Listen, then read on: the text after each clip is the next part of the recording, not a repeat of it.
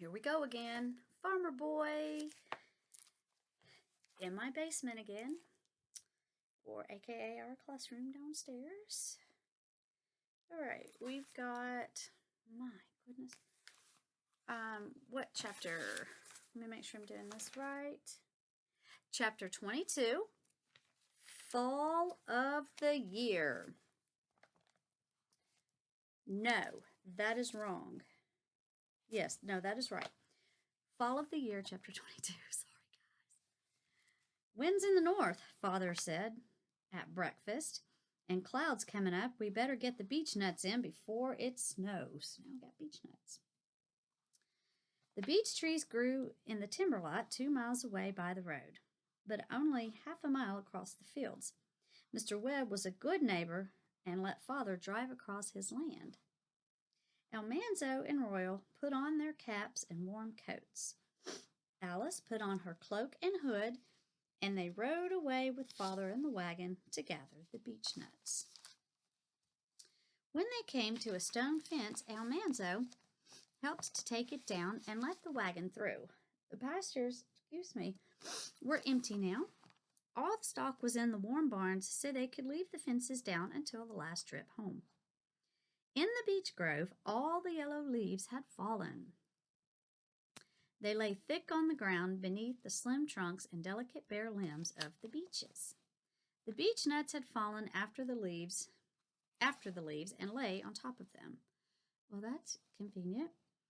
Father and Royal lifted the matted leaves carefully on their pitchforks and put them, nuts and all, into the wagon.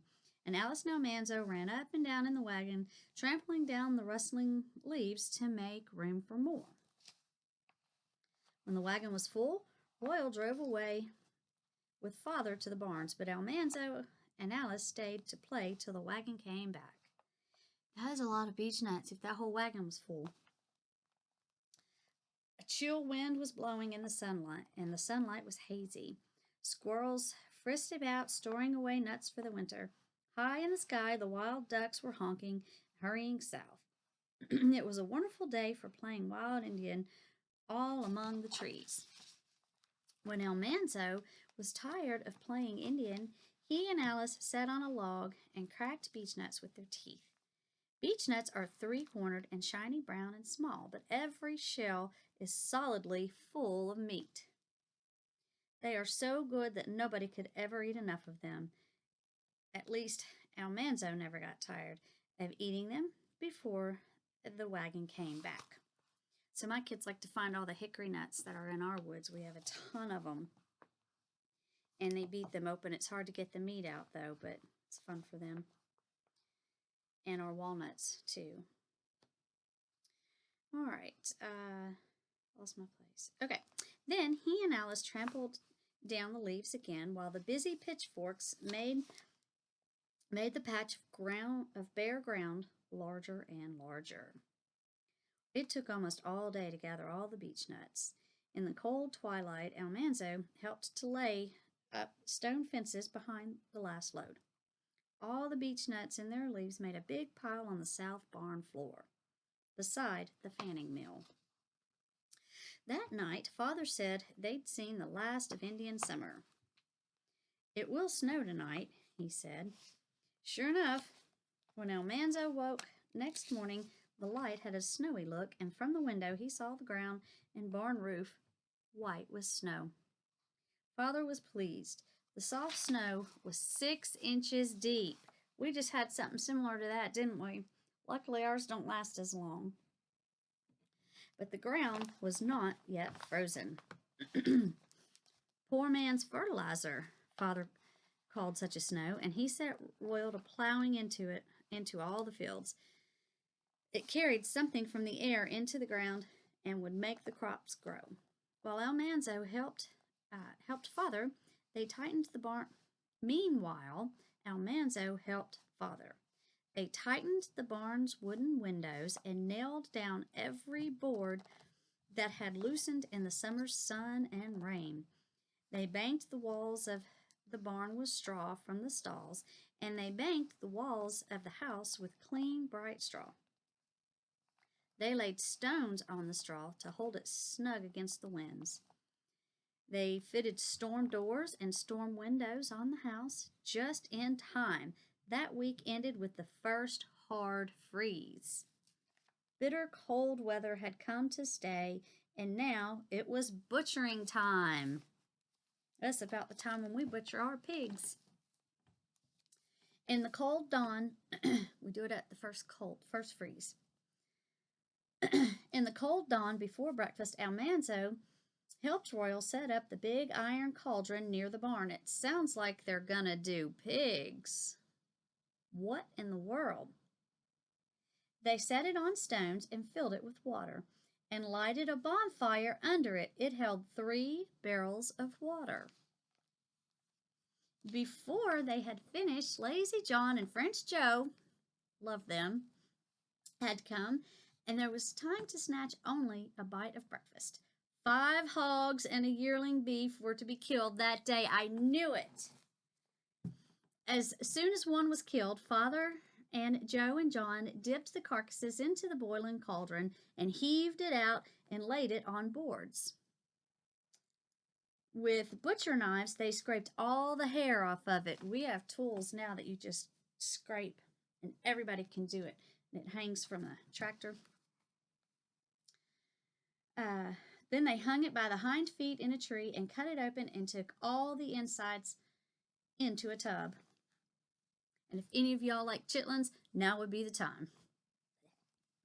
Almanzo and Royal carried the tub to the kitchen, and Mother and the girls washed the heart and liver and snipped off the bits of fat from the hog's insides to make lard.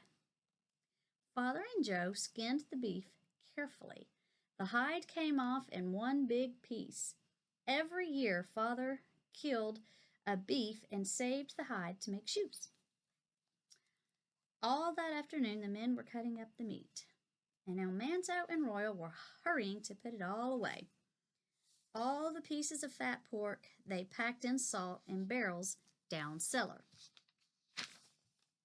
The hams and shoulders they slid carefully into barrels of brown pork pickle, which Mother had made of salt, maple sugar, saltpeter, I'm not sure what that is, we'll have to find that out, and water boiled together. Pork pickle had a stinging smell that felt like a sneeze. Spare ribs, backbones, hearts, livers, tongues, they saved everything, didn't waste nothing. Where's the tail? And all the sausage meat had to go into the woodshed attic. Father and Joe hung the quarters of beef there, too. The meat would freeze in the attic and stay frozen all winter. Butchering was finished that night. French Joe and Lazy John went whistling home with fresh meat to pay for their work, and Mother baked spare ribs for supper. Almanzo loved to gnaw the meat from the long, curved, flat bones. He liked the brown pork gravy, too, on the creamy mashed potatoes. Man, they eat good. All the next week, Mother and the girls were hard at work, and Mother kept Almanzo in the kitchen to help. They cut up the pork fat and boiled it in big kettles on the stove. When it was done, Mother strained the clear, hot lard through the white cloths into big stone jars. Crumbling brown cracklings were left inside the cloth after Mother squeezed it. Now, Almanzo sneaked a few and ate them whenever he could. Now, I like the cracklings too, but they're hard. Mother said they were too rich for him. She put them away to be used for seasoning cornbread. Then she made the head cheese. She boiled the 6 heads till the meat came off the bones. She chopped it and seasoned it and mixed it with liquor from the boiling and poured it into 6-quart pans. When it was cold, it was like jelly, for a gelatin had come out of the bones. Next, Mother made mincemeat. My dad likes mincemeat. Anyways, my dad, so. Next, Mother made mincemeat. She boiled the best bits of beef and pork and chopped them fine. She mixed in raisins and spices, sugar and vinegar, chopped apples and brandy, and she packed 2 big jars full of mincemeat. It it smelled delicious, and she let Almanzo eat the scraps left in the mixing bowl for her mincemeat pie, which is really good. But I think you can buy at the grocery store a can of minced meat and just put it in some uh, put it in your pie shells. I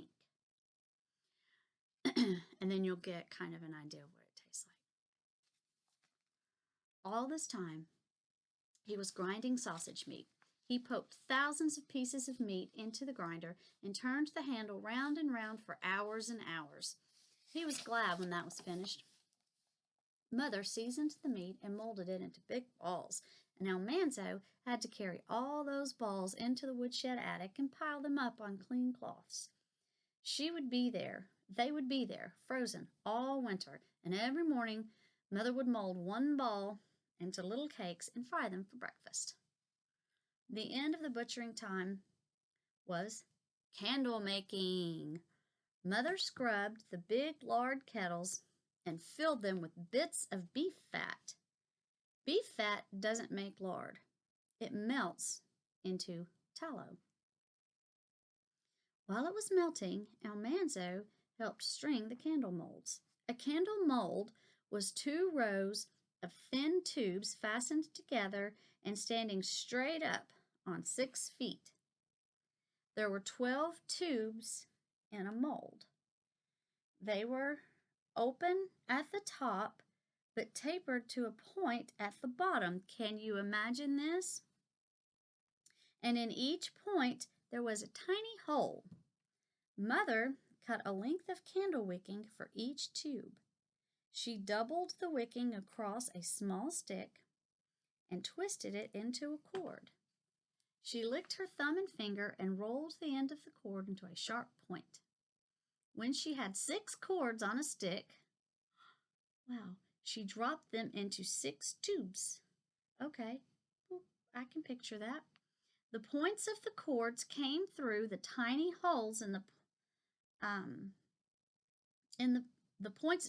points of the cords came through the tiny holes in the points of the tubes, and Almanzo pulled each one tight and held it tight by sticking a raw potato on the tube's sharp point. Okay. When every tube had its wick held straight and tight down its middle, Mother carefully poured the hot tallow. She filled every tube to the top. Then Almanzo set the mold outdoors to cool. When the tallow was hard, she brought the mold in. He pulled off the potatoes, and Mother dipped the whole mold quickly into the boiling water and lifted out the sticks. 6 candles came out on each stick. When Almanzo cut them off the stick, he trimmed the ends of the wicking off of the flat ends, and he just left enough wicking to light on each pointed end.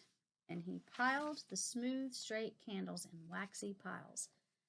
Wonder how many candles it takes, or they have to make to last for the year. All one day, Almanzo helped Mother make candles. That night, they made enough candles to last till butchering time next year.